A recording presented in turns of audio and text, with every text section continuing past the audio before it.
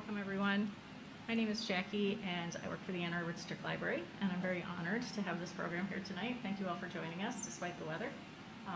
Now, Christopher Monk is going to come up and give a much more thorough introduction to our guest than I can give, but I just wanted to say thank you for being here.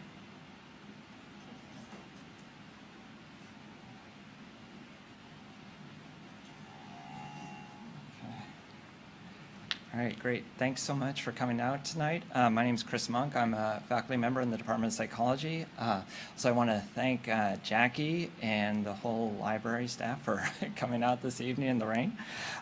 So 2 housekeeping items. One is if you have a question, if at all possible, it'd be great if you could wait till the end.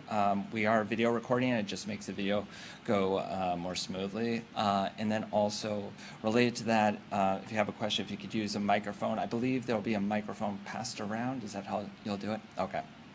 All right, great. So tonight I'm very pleased to have Dr. Craig Rodriguez-Seijas here to talk about his research. Dr. Rodriguez-Seijas is an assistant professor here at the University of Michigan. He completed his undergraduate degree at the University of West Indies, St. Augustine in Trinidad and Tobago. He went on to get his Ph.D. in clinical psychology from Stony Brook University, and then he was a postdoctoral fellow at Brown University. And then after that, he came to us at the University of Michigan, in 2020. Dr. Rodriguez-Seijas has 2 major lines of research.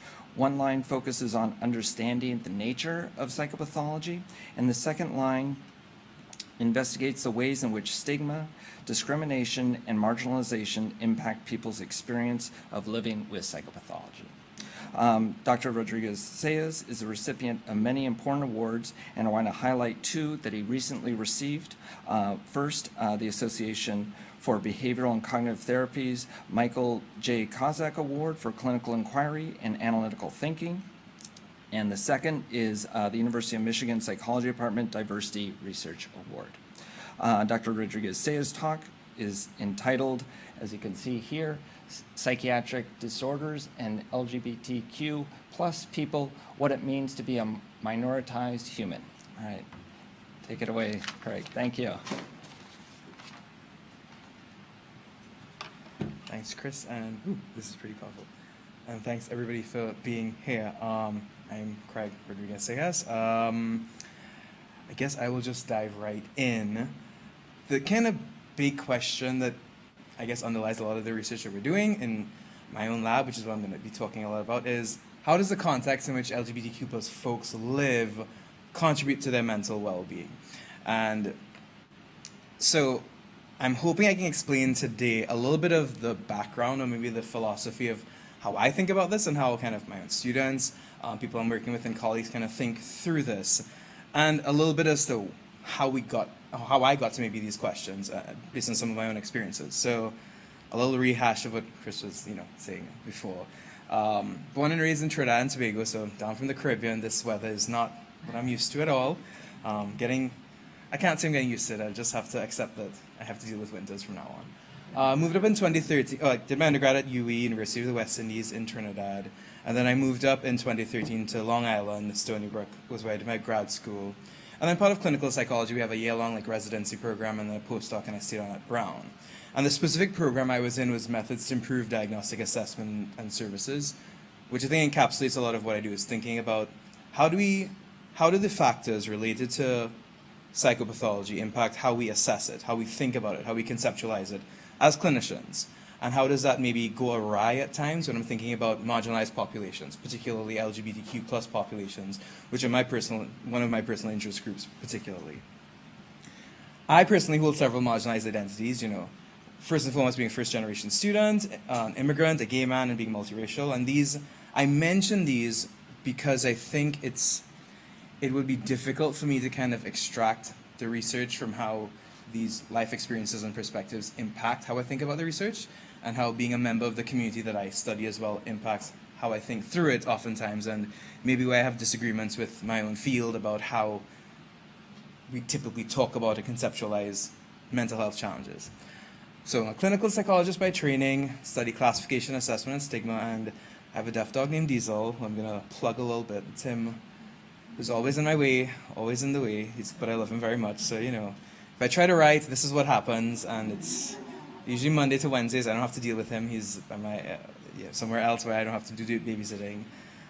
Trying to write, he's staring at you because he always wants to play, just sitting around. Usually we take daily naps together when I'm tired of writing, and just had to throw Diesel in there for fun. But anyway, so I'm going to have a couple moments in the talk today where I'm hoping I can get just some slight audience participation. Usually just shouting out a couple ideas would be helpful. Skylar, you could shout them out, but you know these answers, so you have to stay quiet in some of these. So I'm just going to start here thinking about borderline personality disorder. And I'm guessing show of hands, how many people have just heard of the term or the diagnosis? Pretty much. Okay, great. Now, it's usually depicted in a lot of media in different ways, and I just pulled a couple examples that usually get used. So, there's been a lot of discourse, and maybe a lot of people have watched the Dahmer documentary series, but even in this series, but also when you go back and look at Jeffrey Dahmer and the trial and the other facts about the case, one of the diagnoses that was ascribed to him was borderline personality disorder. You think of, I think Fatal Attraction is the prototypical movie that people use as an example, where Glenn Close's character was supposed to be somebody who had the diagnosis. Confession, I've actually never seen it, but I should. I'll probably watch it this weekend. And then in Monster as well, Charlize Theron's character was also supposed to have this diagnosis of borderline personality disorder. So these are just a couple examples of how it's maybe portrayed in the media. So my quick question to y'all is, what is the single word or phrase that comes to mind when you think of a person with a diagnosis of borderline personality disorder? And I can start this as an example. So from a clinical perspective, what we were taught, or what we were taught as clinicians training was that, clients with BPD, about borderline PD, usually might be things that, or demonstrate things like they're difficult, they're attention seeking, they might be manipulative. Those are some of the words that usually get put around. I don't know if anybody has other thoughts or ideas. I'll invite you all to just shout out a couple of thoughts, maybe 2 or 3 examples of what comes to mind when you hear BPD. Yeah, Sky, thanks for starting us off. Unstable and struggling. Okay, unstable and struggling. Any other people willing to, just speak out a little bit? Yeah? Splitting, okay. Yeah, so splitting, unstable, struggling. Other folks want to chime in or give an example? Self-injurious, yeah, that's a good example. Yeah, it's going to come up later on in the talk as well. One more. Explosive. Oh, that's a good one. That's actually one I haven't heard in a while. So this is good. Okay. So these are good examples, and now I'm going to pivot. So we're going to forget BPD for a little bit. We're going to come right back to it in a bit, but I'm going to pivot a bit.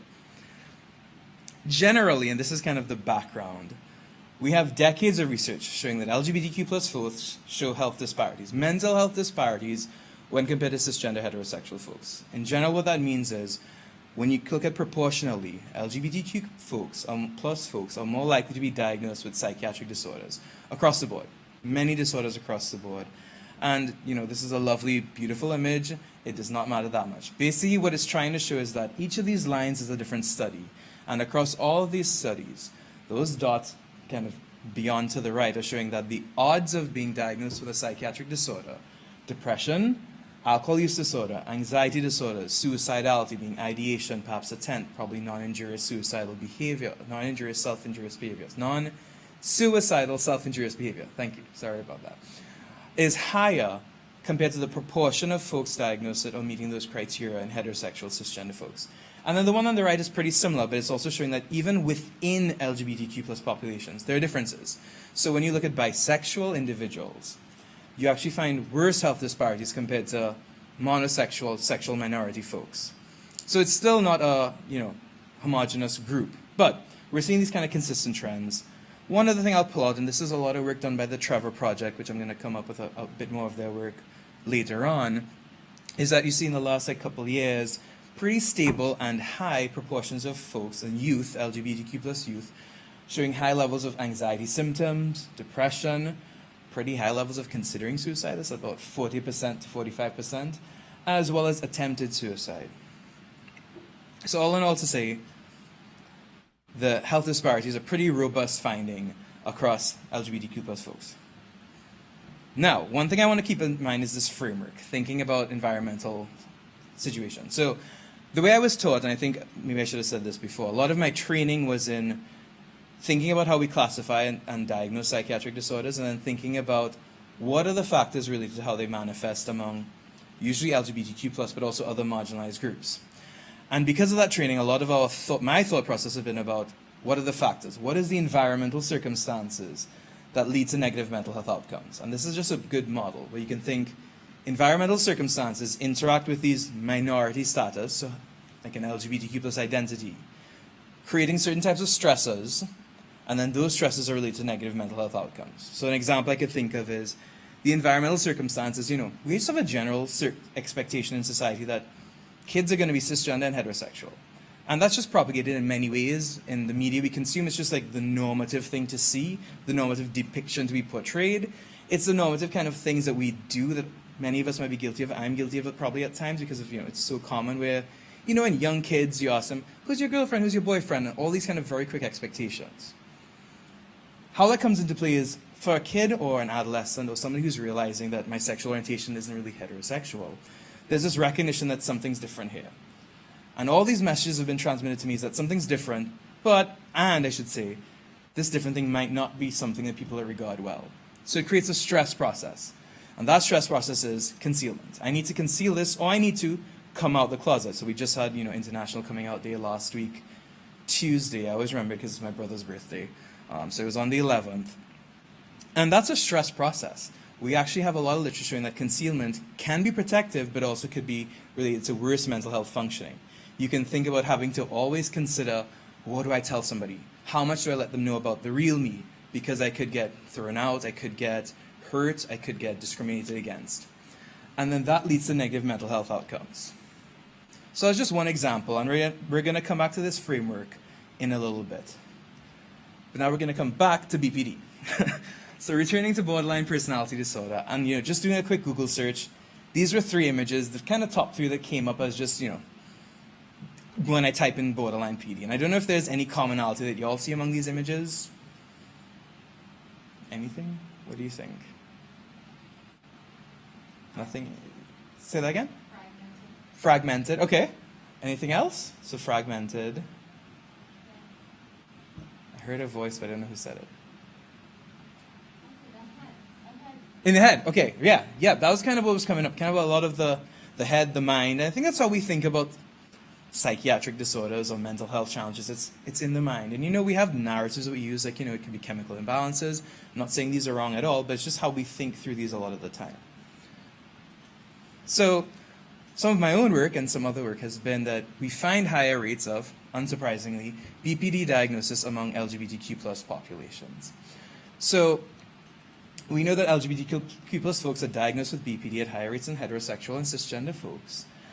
If we're looking at population-based prevalence, like across, samples of that are representative of the whole U.S. population, you might find prevalence as high as about 22% among sexual minority folks. The general prevalence estimates are usually 1 to 3% of the population. 22% is really high, but it depends on how you assess it. So if you assess it in certain ways, you might get as high as 22%, or you might get as low as about 1.5 to 3%, which is a vast difference. And that's what I think I'm going to get to talking about a lot more. A lot more of my work now has been thinking about BPD. I think it's a good illustration of how considering context really matters when we're talking about mental health challenges. There aren't really any population-based estimates in the same way for trans and gender diverse folks, but other research estimates say about 3 to about 33%. But it depends on the population. If you're sampling just everyday individuals, you're going to get a lower rate. It's just not as highly diagnosed. But if we're sampling folks coming into hospital for treatment, these are folks usually in intense distress. So these are folks who will probably have a higher proportion of BPD or other psychiatric disorders that are more severe. And then historically, and this is some work that's been interesting personally as me and my colleagues in lab have been thinking through this, is there's been a historical equating of having a trans or gender diverse identity in the psychiatric literature as a kind of a subvariant of borderline personality disorder. So almost like there's a historical association that, well, if you're trans or gender diverse, then that's BPD. And that's interesting research to see. So I'll give a couple examples from some of my own research, and just 2 examples of recent studies that are related in this vein. So, and again, don't worry about all the big text. This is the paper we have, a couple of colleagues and I have coming out right now. We had data from this partial hospital sample across about maybe 4 or 5 years. They had just been collecting data. I came on at the end and was lucky to have the data to use.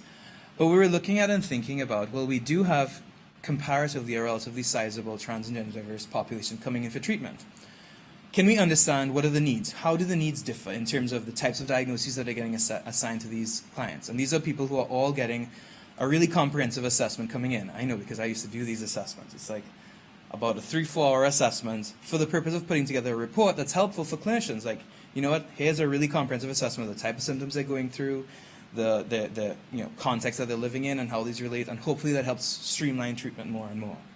What we did find, and that's the kind of results part, is that trans and gender diverse folks are diagnosed with more disorders compared to cisgender heterosexual folks. So about 3.5, so around 3 to 4 disorders, meeting criteria for those compared to about 3 or fewer for heterosexual folks. And among those disorders, the ones that are particularly diagnosed among our trans and gender diverse samples, PTSD and borderline PD. PTSD is unsurprising. We know that LGBTQ plus folks, and particular trans and gender diverse folks, are exposed to a lot more violence, discrimination, and events that would be related to PTSD diagnosis. BPD we're going to get into a bit. So that was one. The next study, or maybe the study actually came a little bit before, it was published before, was finding that the higher diagnosis of BPD among cisgender sexual minority folks, as well as trans and gender diverse folks, that paper just hasn't been accepted yet.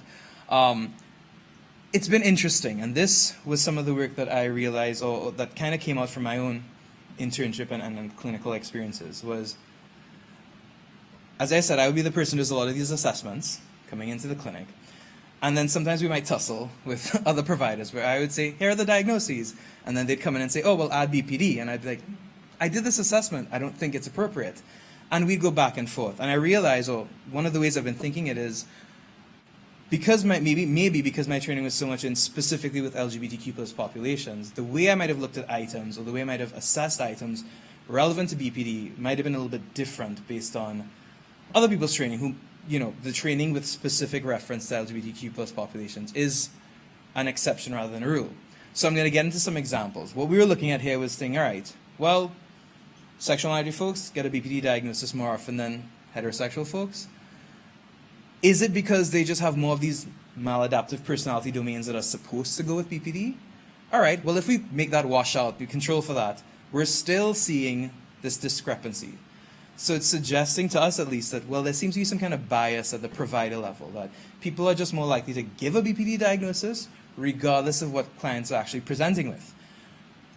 And I'll get into a little bit later how some of the research we're doing in my lab right now, we just finished a project that's hopefully expanding on this, and I can talk about that afterwards, but yeah, that's just one of the ideas. So let's talk some more about BPD.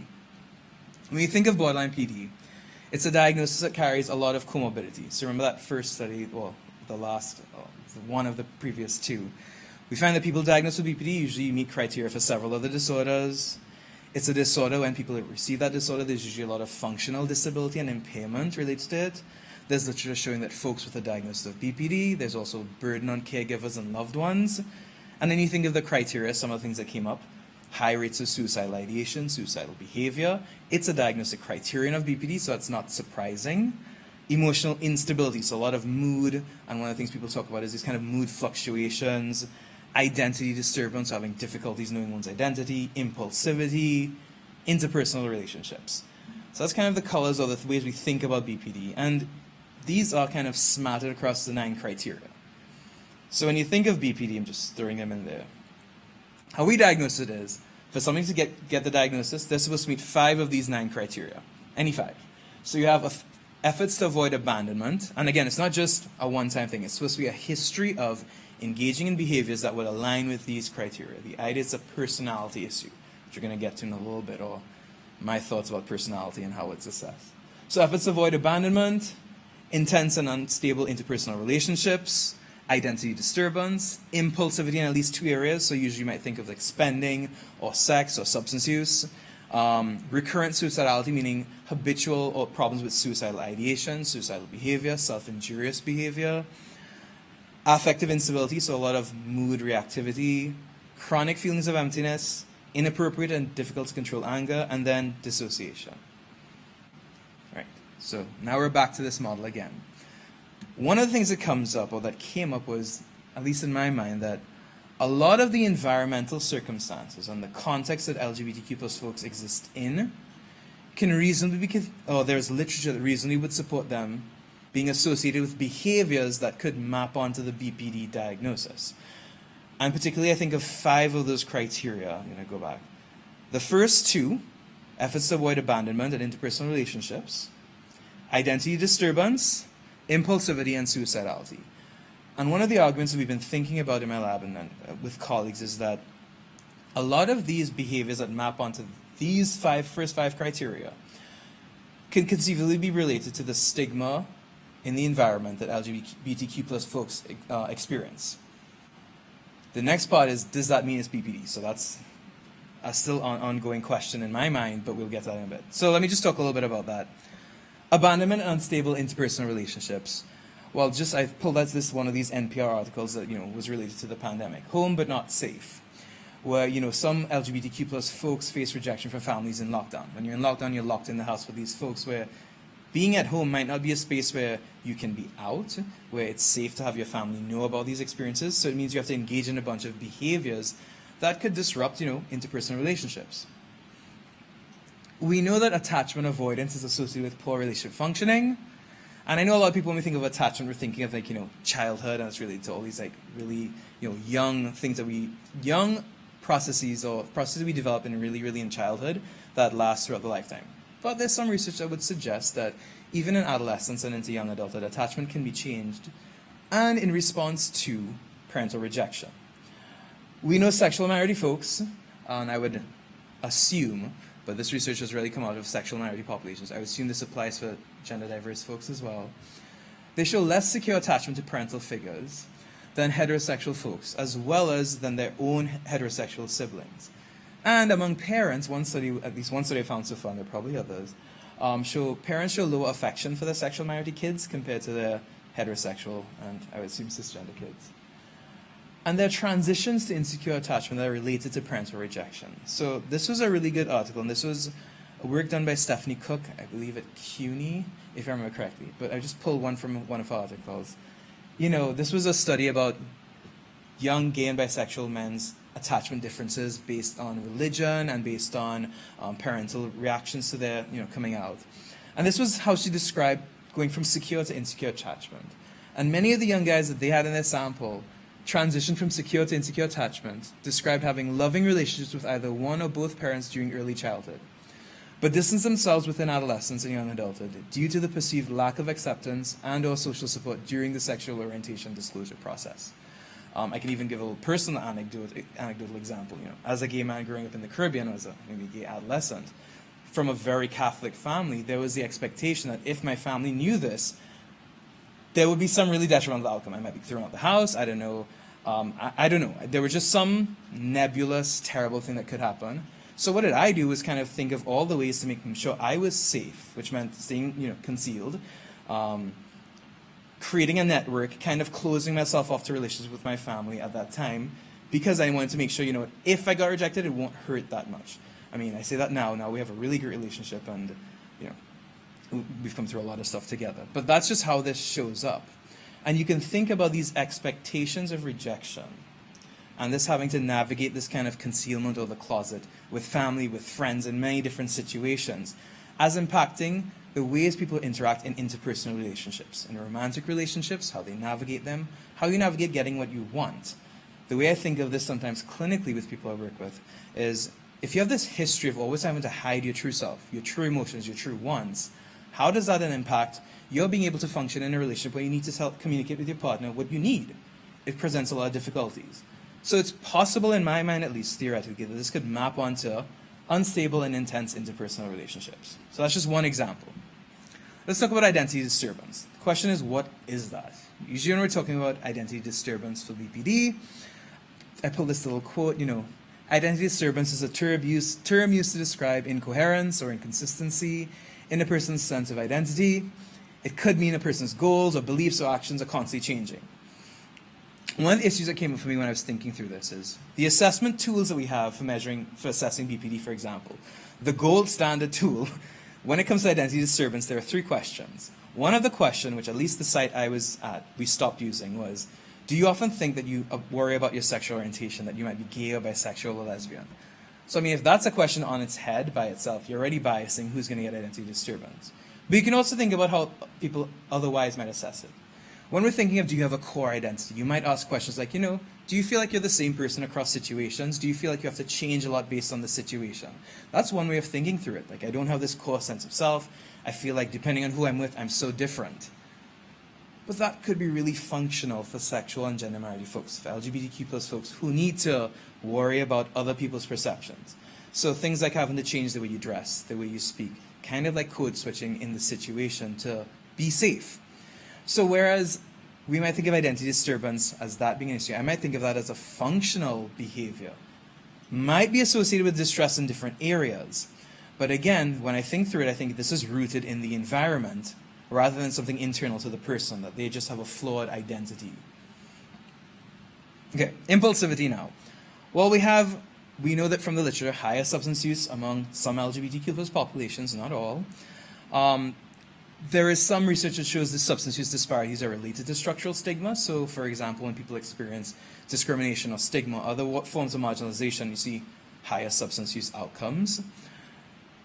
There also might be differences in just substance use norms. And you can think historically, what are the spaces that were safe for LGBTQ plus folks?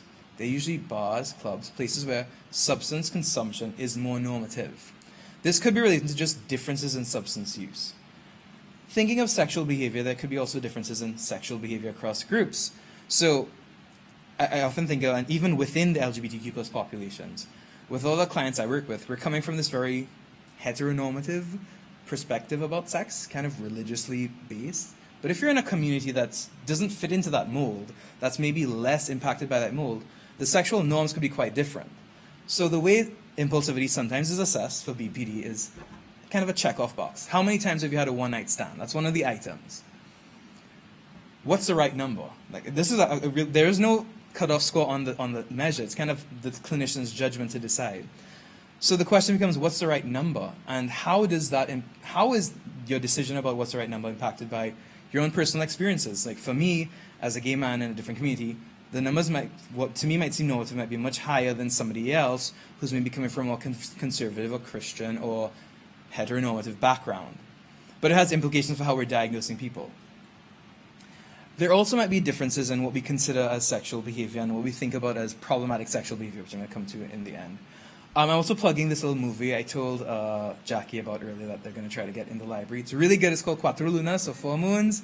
It's a really great Mexican movie, but it's basically telling these 4 stories for young sexual minority men at 4 different kind of stages. One is like the kid discovering his sexual orientation, the emerging adult, the kind of middle-aged adult, and then older adult. And they all really touch on really interesting pieces about intimacy, about how stigma impacts it, and all this kind of stuff. So I'm just plugging that in there. I have no relation to the movie, I just thought it was really good.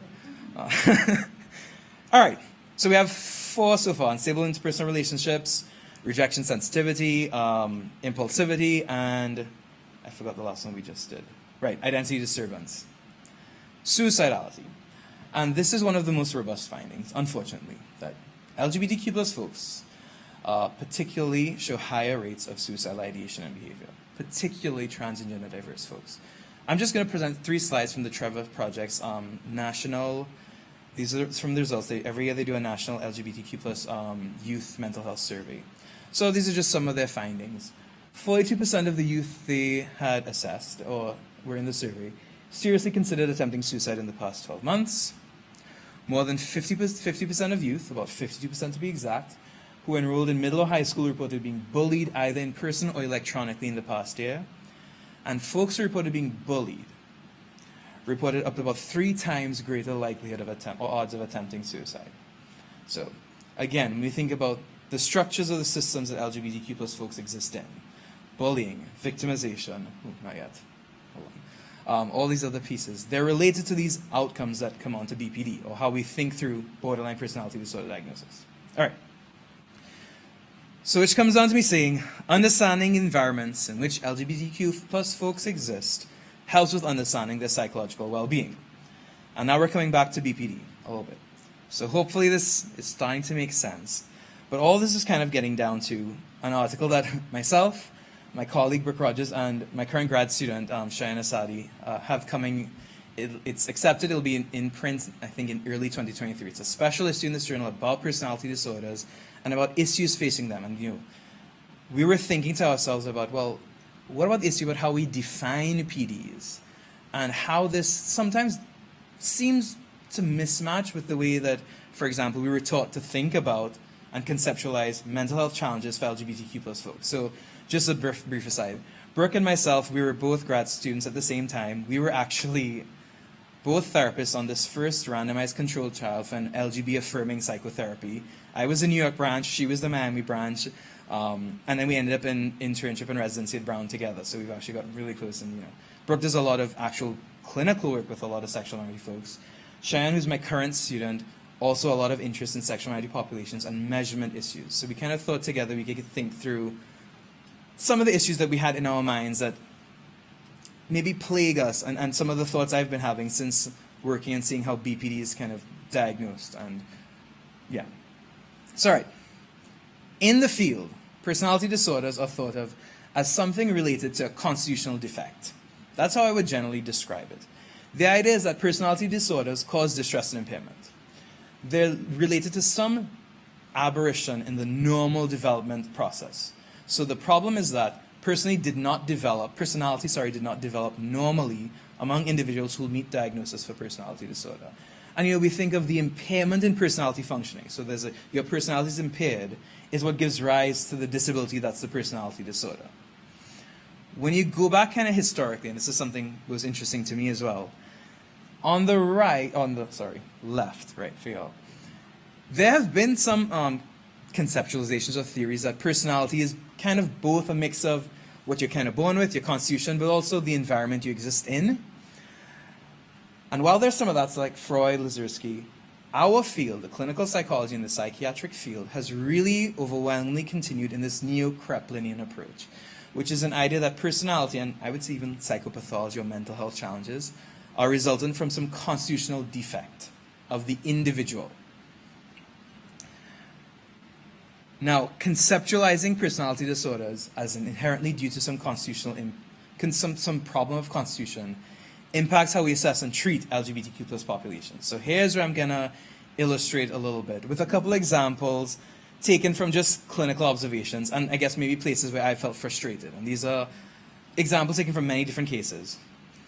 So one of the first things I said earlier was attention seeking. That kind of comes up as a moniker or description of folks with a BPD diagnosis.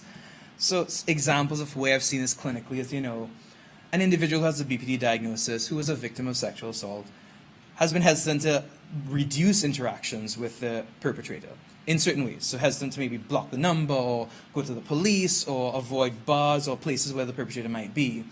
Or there might be things like this is somebody who engages in sexual behavior, having several hookups a month or a week or whatever the case is. And I've seen clinicians use these type of references and say, oh, this person's so attention seeking. And the idea then is this is something inherent to the individual.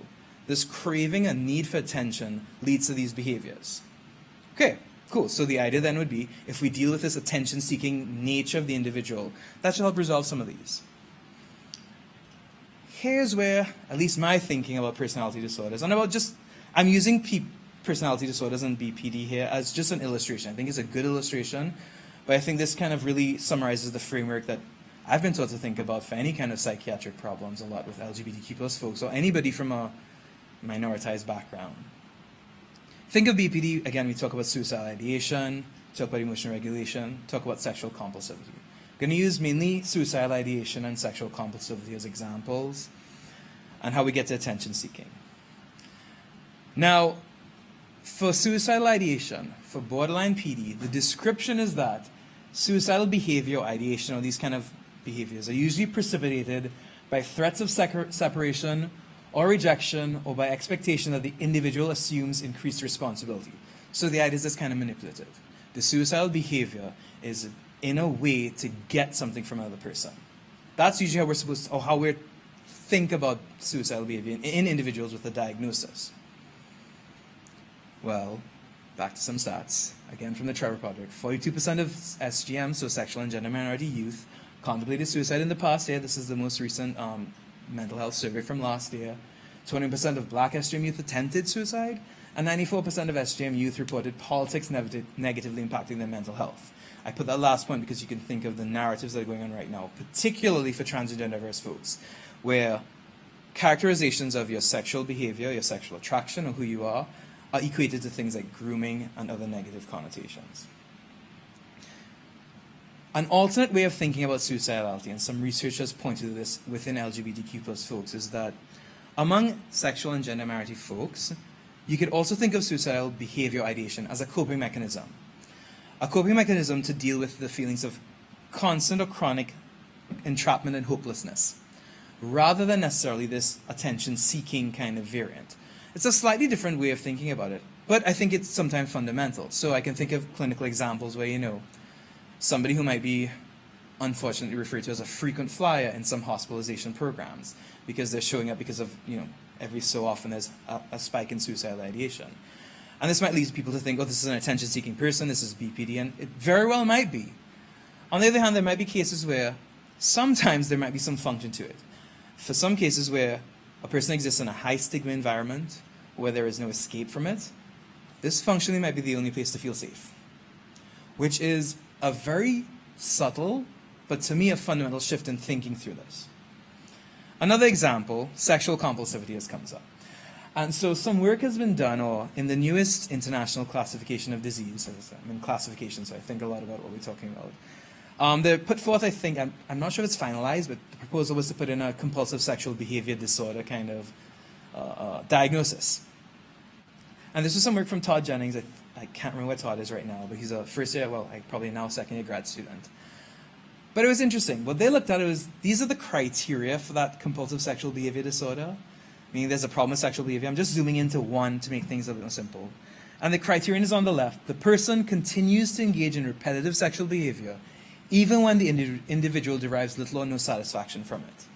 And on its face, that makes sense. It sounds like somebody's having a problem where they're engaging in this behavior, but they're not actually enjoying it. So what are they gaining from it? It gets a bit more complicated when we start thinking about, for sexual and gender minority folks, we grew up in an environment where your sexual behavior, your identity, your attractions are consistently vilified, where you have heard from early on messages that it's nasty, it's immoral, it's sinful, it's all these things, and it's very easy to internalize those messages. So clients, and the two on the right, clients could report less sexual satisfaction when there's intense internalized disapproval of their sexual behavior. Prejudice could contribute to internalizing that message. And I'll give you an example of how this might come up. I've had clients before who would come in and say, I'm a sex addict. And then, and that might be an issue. What's happened many times more often than not is, when we start exploring, what are your sexual needs? You're coming from an environment that's vilified what your sexual needs are. So first off, there's an issue of, I don't really know what I want. Second, can we get to a place where, when we understand what your sexual needs are and that they're completely okay. If you want to have sex however many times in a week, that's fine. Let's talk about what you want to get out of it. And if you can get to a more healthy conceptualization of your own sexual needs, your own sexual behavior, is it really compulsive behavior? Or is it shame because of stigma that you've experienced? And I'm not saying it's always one or the other, but it's thinking through these processes that could be really helpful for clients. And that could change what we think of as a diagnosis. And these are examples of where I might have combated with other providers where I thought, this doesn't really map onto BPD to me because it's not intra-individual in the same way. It's really explained by the environment. So I'm not sure if this is this pervasive diagnosis or problem. So coming back to these examples, when we think about attention-seeking as this intra-individual thing, the way I can always think about it is it situationally constrained? So when we think of an individual and you think of all these intersecting identities they might hold, hesitance to reduce contact with the perpetrator. Well, for many LGBTQ plus folks, it's a numerical minority. We exist in small communities. How feasible or easy is it to exist in a place where you can't come into contact with somebody who might have wronged you, who might have been a perpetrator? And if you're asking somebody to avoid all bars or clubs or where this person could be, I can give a realistic example where one of the places I was before where there were pretty much 3 bars in the state, and they were all in the same 2 blocks. So, it's either you avoid all these places where you might see this person, or you're completely socially isolated. We know that social isolation is one of the biggest things we try to work on when it comes to mental health of individuals. Hesitance to interact with the police.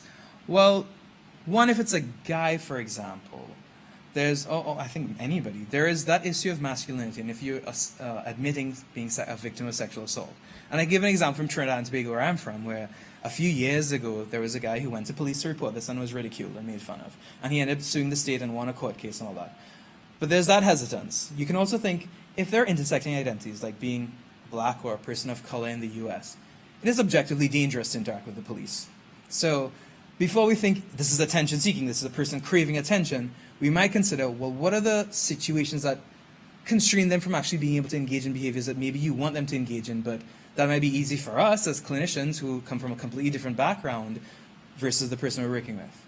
If we're thinking about sexual behaviors, well, sexual behavior could also be a means of accessing intimacy and self-worth in many sexual minority populations and gender minority populations, and then also different norms across how we measure it. So I put measurement issue, and I give an example, some measures of, I teach this with my students, and we go over this early on this semester, because I have a class right now on LGBTQ plus mental health, and it's all about all these structures. But when we talk about is measurement, so if your measure of sexual compulsivity has an item like, I engage in anal sex, that's a real item that's been in some of these measures. The issue is, it's kind of antiquated. The assumption is people who report more anal sex are high on sexual compulsivity because this is so foreign for even heterosexual folks.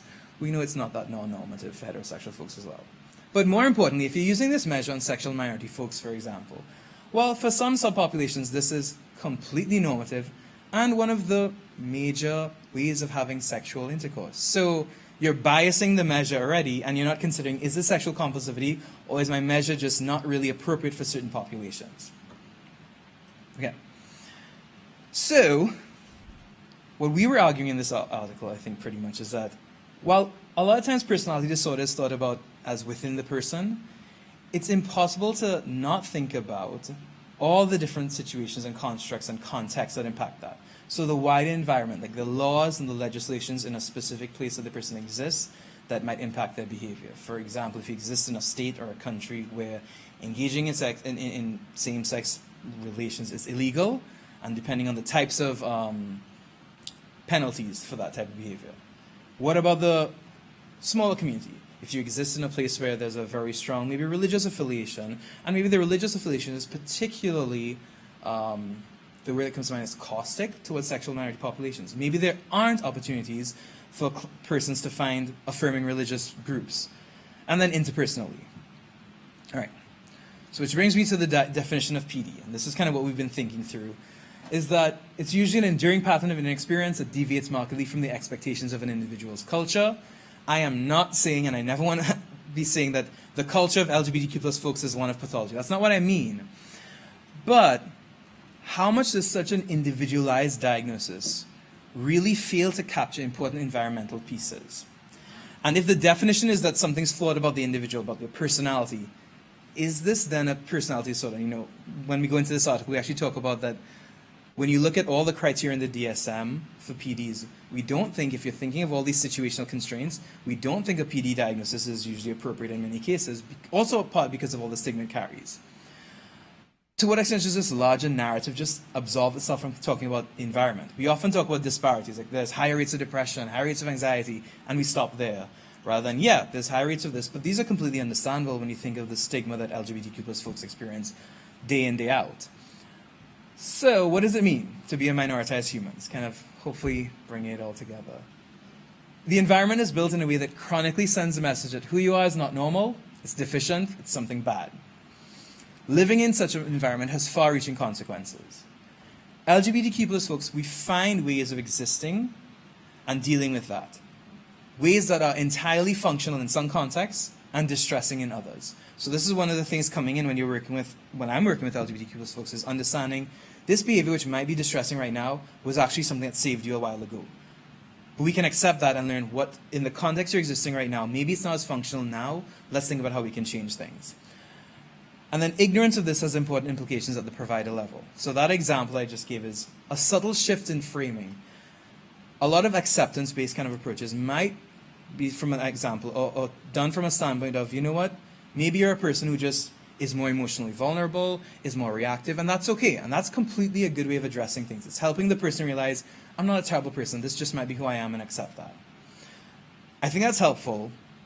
The way I was taught to think about it when working with LGBTQ plus youth was often a narrative of we explore stigma, we explore early messages like concealment, like what were the things you learned early on that told you if you told people you were gay or bi or trans or gender diverse, something bad would happen. All right. And we start thinking about, or maybe framing, if anybody was in the situations you were in, how could they not learn to interact like this? Not saying it's helpful right now. Maybe the context, you don't have to interact like this all the time, but it's understandable. And I think that's a bit more hopeful. It's not something in your constitution that you can't change. It's more that you learn to adapt to a really stressful environment. We can learn to change things. It's just going to take time. Usually, how I would say it is, all right, usually they're coming to me in their mid-20s. It's like, all right, you've had 20-something years of doing this. We're only now starting to change things. It's going to take us some time, but there's probably some hope that we can get to something that's more functional. So I'll just end with a little quote from this paper that I like the most. Continuing to use inter-individual, deficit-based models of dysfunction, referring to personality disorders, or any way of thinking about this, reifies stigmatizing attitudes about sexual and gender minority folks, paints them as relentlessly unwell, and at the same time fails to capture really important aspects of the environment that are related to the struggles that our people experience. And so, as I end off, this is a lot of work. This is just, some of the ways we've been thinking about it. This is kind of what my lab right now looks like at the University of Michigan. My grad students, I have Skylar, who's right there. I'm going to point her out a little bit. And, a lot of stuff we think about. And just some of the ways that we study this right now in the lab based on this philosophy is like, how do environmental factors impact how we assess or conceptualize disorders, like I talked about? How do our measures work in populations? So like my grad student, Shine, he's been working on measures of personality. They're usually built and normed off of cisgender heterosexual folks. So do they work the same? It's usually built and normed off of those samples, but by scientists who hold those same identities, which isn't bad, but you might have maybe some blinders on that you're not seeing certain pieces or some way of not seeing certain things. Examining diagnostic bias related to BPD, and this is Project AMP, a study we just finally have finished data collection on. We're going to get into analysis, looking at this exact question, like trying to look at, expanding on that previous work on bias. Is it actually bias, or is it just that LGBTQ plus folks present with different behaviors and these map onto BPD? Examining stressors, studying affirming interventions.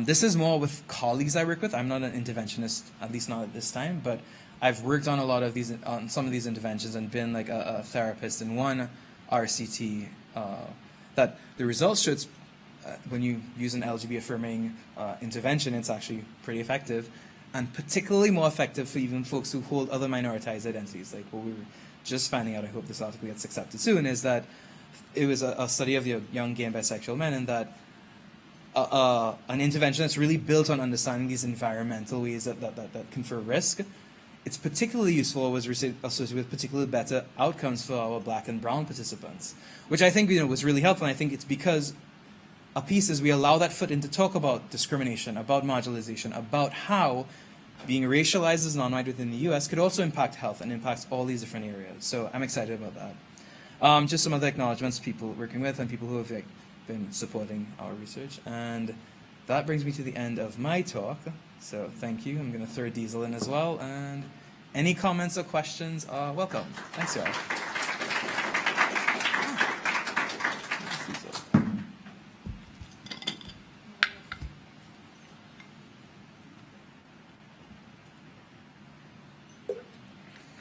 Any thoughts? Yeah.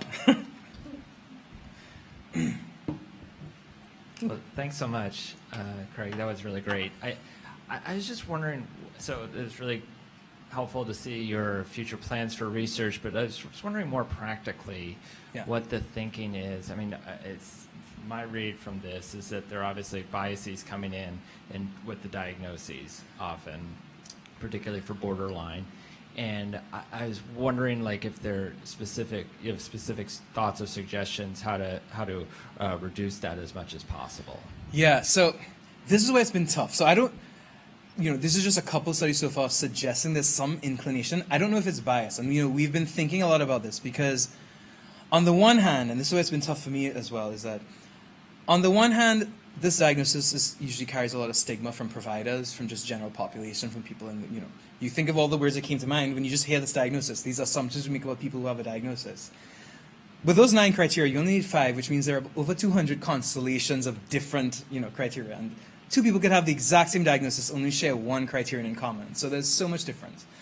But it also can help people get routed to more intensive interventions, like dialectical behavior therapy is usually one of the interventions for people who are diagnosed with BPD. So we've been thinking long and hard about that, and because of the system in the US, having a diagnosis is tied to accessing interventions. So it's not, I've been torn, and we've been torn, like, are we saying don't diagnose this? Not necessarily if a person meets the criteria, certainly have the diagnosis. It's more been about how do you think about how these environmental impacts are related to the psychopathology that you're seeing right now. And so we've been thinking more about that. And there are some other people who've actually been doing really great work. I think of David Pantalone, God, I forgot her first name, but Sloan and Jeff, I forgot his name as well. But they've done trainings related to DBT and how do you modify that for working with LGBTQ plus folks. So it's been really helpful. So it's been more about thinking with humility and approaching the clinical work with humility and thinking that, okay, well, there might be a lot of situations that are related to this behavior, and it could be really functional in some instances, and not to negate that, because helping people understand these are strengths. You've learned to adapt in really stressful circumstances, and they're not helping you right now, and that's fine, but they've helped in some ways. And let's see if we can capitalize on those strengths to help people feel motivated to continue, progressing in therapy, because therapy is tough. It was, as I tell every client, and we tell people, if it was easy, you'd have done it already. It's not. So how do we help people stay motivated? Stay seeing that I have strengths, and I've, some of these things that are not helpful right now have been things that have helped keep me safe in the past. So they're not terrible. It's not these horrible things about me. It's that these have been functional in some ways. So, yeah, it's tough. It's also difficult because I don't want to stigmatize the diagnosis. I know many folks who find community online and in other places with other folks who receive a diagnosis. So it's not a terrible thing either. So it's been a real fine balancing place of how do we advocate but also improve classification, but also think about treatment. Yeah. Hopefully that gets at some of the answer. Any other thoughts or questions?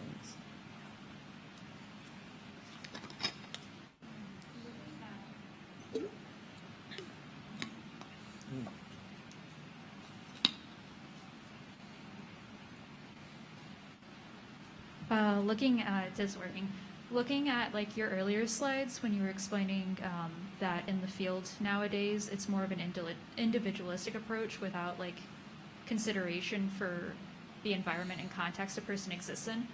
Why did that split happen if there is like another field that looks more at environmental contextualizations and like mental health? I'm not certain. So, and even, this is a really broad simplification of things. I think any individual client therapist is even thinking about these, even in the assessment domain. And at the same time, I think there's not as much training in thinking through this specific way of thinking through like context.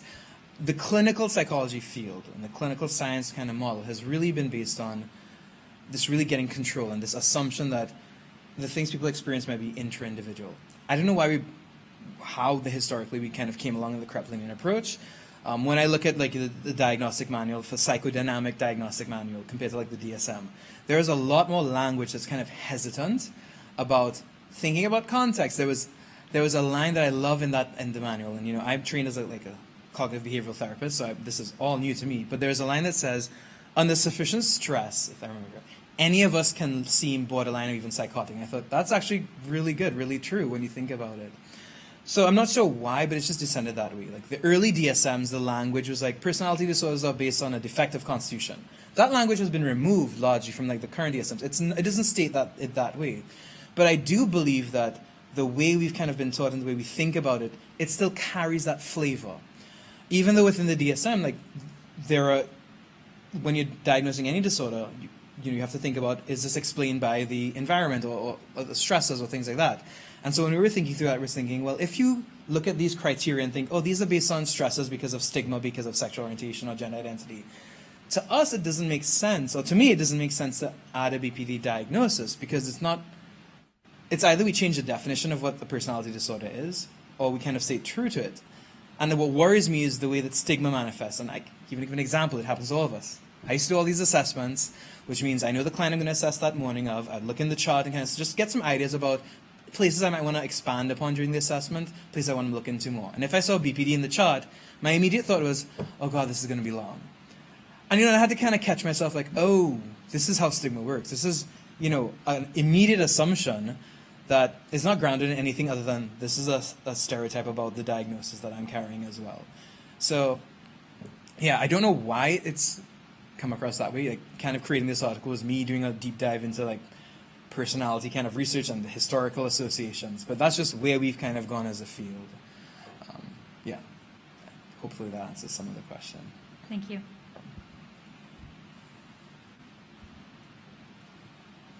Well, I have a question. Yeah.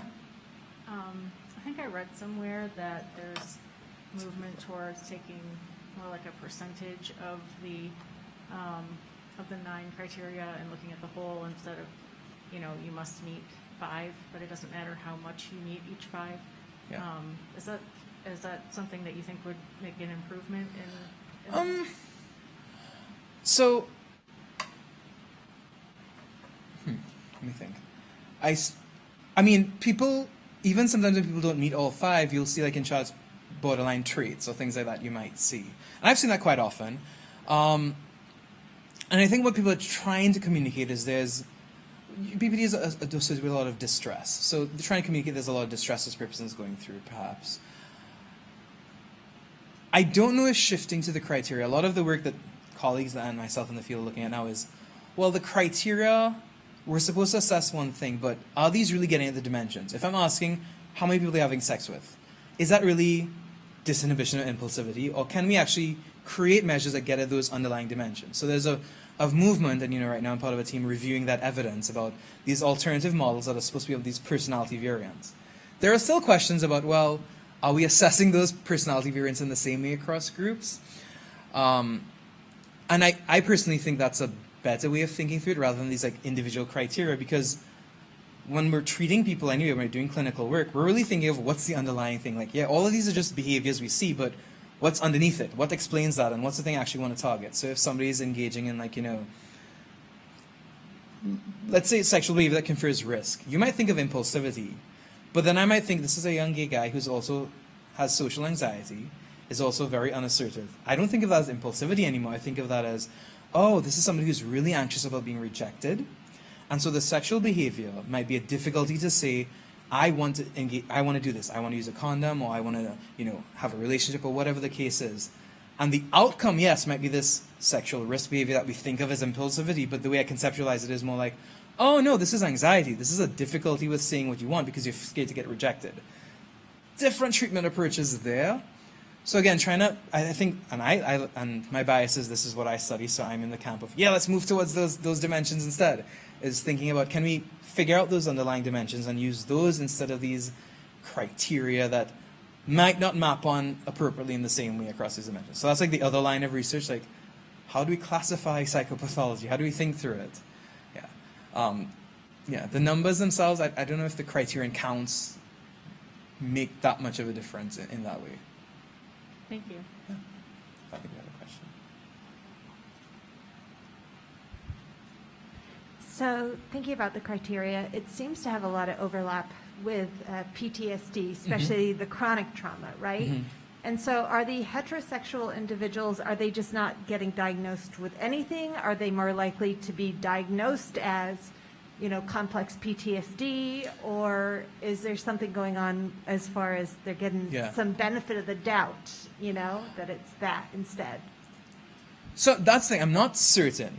One of the things, like in the initial studies I had kind of talked about, is the difficulty we had was we just had the data of the diagnoses. We didn't have like the symptoms they were actually meeting. So like I reviewed those like 5, and in my mind, well, it could just be that more sexual and gender minority folks are presenting with these 5 symptoms that are more associated with the stigma that LGBTQ plus folks experience. So maybe that's why they're getting a BPD diagnosis. So like the research we've actually just finished collecting was a study where we created vignettes, and we were saying, all right, let's give everybody the exact same symptoms.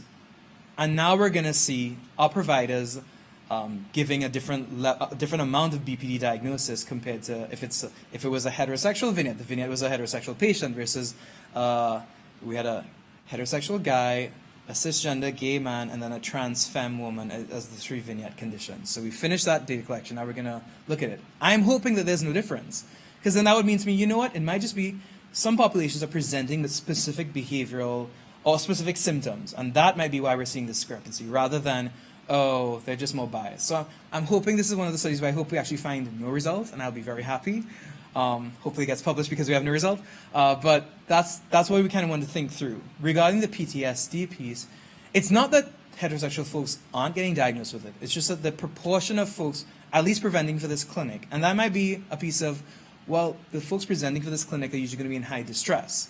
Some of the experiences that trans and gender diverse folks, as well as sexual married folks, experiences more discrimination, more victimization, more violence. So it just might be the fact that they're coming in at a higher level of stress, because it also is a barrier to get into treatment to an extent, like fearing maybe stigma from healthcare providers. So maybe you need to come in at more distress to be this. There are many pieces of this puzzle that still aren't explained. So this is why it's like, this is still kind of preliminary, but we're hopefully trying to go down more and examine different pieces of it as we go on. Yeah. I have one more question. Yeah.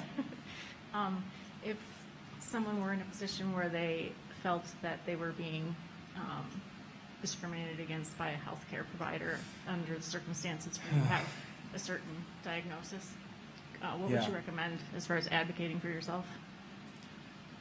This is where it gets tough, in that the practicality of, we have a limited number of healthcare providers. We don't have enough for sure. Definitely don't have enough with, I guess, the competence. I think one thing, you know, even as somebody within the system, when I've looked for healthcare providers, it is tough to find mental health care providers. And I know the system, so I can only imagine people who aren't in the system. But an example might be, you know, shopping isn't a bad thing. Like, you know, there is a piece of kind of gelling with the therapist you're working with and being able to feel comfortable with them. And it's not, yes, it might be a part of the presenting complaint as well, but it also might be finding the right person for you. So that does make it a difficult process, especially when you're coming in a lot of distress. Ways of advocating, I think mentioning that is a good thing, and information you get information based on a person's response, like a provider's response. These are all very generalized, so it'll depend on the situation. But if somebody's very dismissive of your concerns, that tells you something. Even if, as a provider, you think that the concerns aren't warranted, there's a way of handling that and interacting with the person that's empathic, that that acknowledges what they're experiencing and helps them get on the right course. If it's saying, I don't think that this is the case, and here's why. Like, people are coming in, and maybe sometimes we fail to realize that, I spent 7 years having to study all this. It's not the average thing. We're not taught about how to navigate emotions and our feelings in school. I wish we were. So it's going to take a lot of time for people to understand that. So hopefully they provide you with resources. There are, oftentimes you can find on the web resources and groups, which is a double-edged sword, because you can also find a lot of misinformation on the web as well, like TikTok therapy, which isn't always the best thing. But there are many scientists also using TikTok to transmit real and reliable findings. So it's difficult. I wish I had a good answer for that, other than checking with other therapists if possible. And it could depend on if you're just in a situation where there are other therapists around.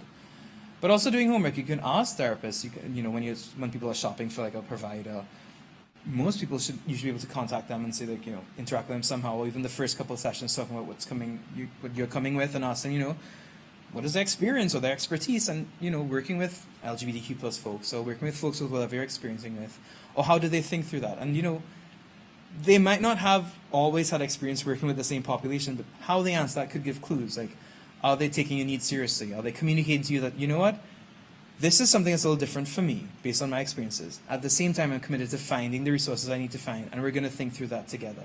That tells a lot. I think it's hard to expect us to have expertise for everybody coming in, but if I'm committed to thinking through it and we're working together, I think that's a good sign. Those are just some thoughts that come to mind personally, at least. Yeah. Thank you. That was very helpful. Anybody else have a question? I think we have one more thing.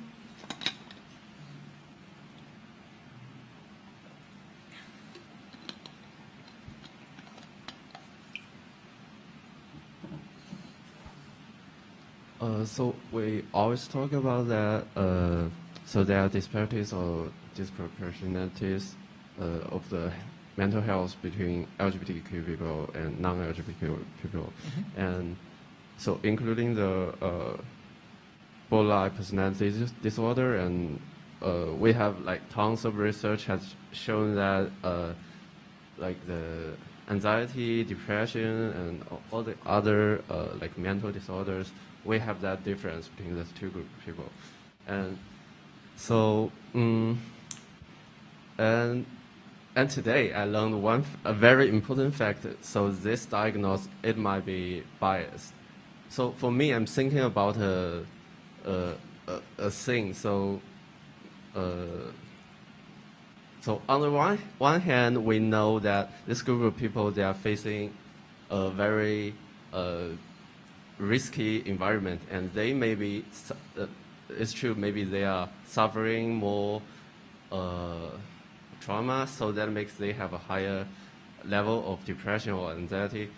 So how, from a perspective of research, what kind of method we can use to figure out, like, is this a consequence of, it is because of the bias, or it is based on the truth, the fact they are suffering more? So what kind of method we can use to figure it out? Okay, I think a really great question. So I don't know necessarily if the diagnosis of is biased. Maybe how some people might apply it is. And I've been thinking, well, what does the word bias mean? Like, I'm not even sure how to think through this. So a lot of these are right now just thoughts that are ongoing still and getting crystallized. But one of the issues I've had is, you know, when I get like data to use, like data on like really deep assessment of like mental health stuff, usually does not include anything about the environment or what I would like in the environment.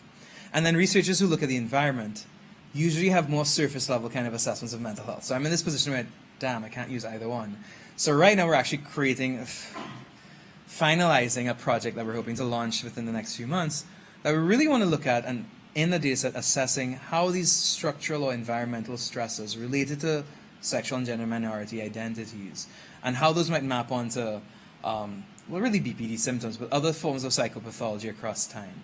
We do have a lot of research that shows associations between them, like, you know, and I think it's safe to say, and when you think of it clinically, that folks, these associations kind of are important to think about. So I think of clients I've worked with where, you know, when you look at like a life history, it's like, oh, I grew up in this really conservative family, and I got these messages early on from the church, from people making jokes, from things people say that really told me, all right, if I told them I was gay, something terrible was going to happen. Or I got thrown out of my house, or I got kicked out, or I got all these negative things happening.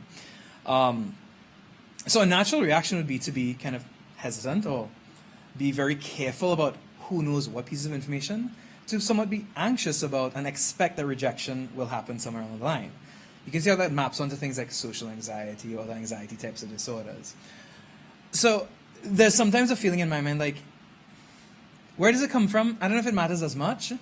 Like, I can't say it's definitively because you have these experiences. I can't say maybe there's a piece of, maybe you're a person who's just more anxious than others. I don't know if it matters as much to me, like in the clinical room at least, where it's more like, here's some ways that maybe you've learned to cope.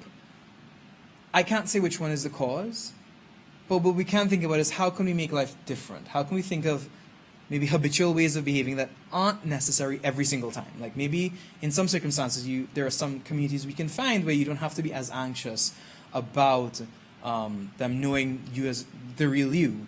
Or you can kind of embrace that anxiety and be like, this is part of the process, and I can still do what I want to do.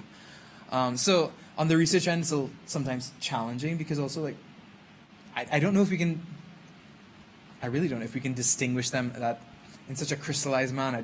I don't even think they're really that distinguishable. I just think it's a kind of a framework of thinking through them, if that makes sense. But it's also a challenge in that sometimes the data just doesn't have the granularity that I want for some of the questions we have. So a piece of what we've been doing is trying to, all right, how do we actually collect this data, which takes some time. As somebody who's in grad school, usually uses secondary data, so I didn't have to collect it. Now on the stance where I have to collect data, I'm like, I'd rather use secondary data. It takes much less time and I can just do the analyses and write papers than having to think through all these decisions about how do I ask this question? Which questions do I ask? How many can I get away with asking? Because you know what, if anybody's participated in research, like, you get tired. There's only so much you can ask people, like sit here for 2 hours filling out a measure. That seems exhaustive.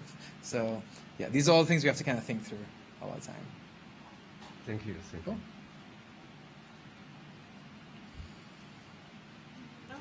Any more questions?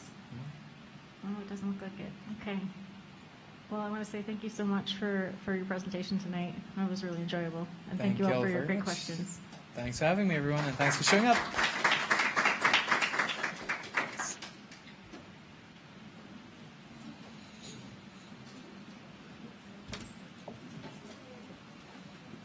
Thank you for the work that you're doing. Oh, thank you. I'm a therapist by trade, Nice. and Thanks for my coming. daughter she came out during COVID, and remember there was this moment when we were